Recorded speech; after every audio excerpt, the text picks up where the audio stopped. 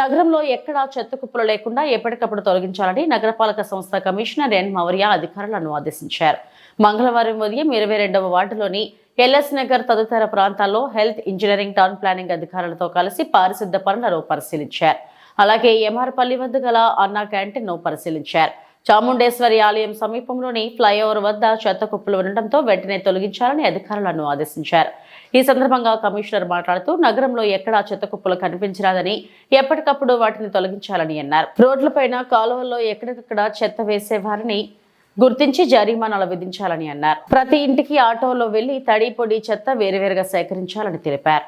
Commissioner వెంట superintendent engineer Shyam Sundar, municipal engineer Tulasi Kumar, DE Mahesh, health officer doctor Yuva Anvesh తదితరులు పాల్గొన్నారు.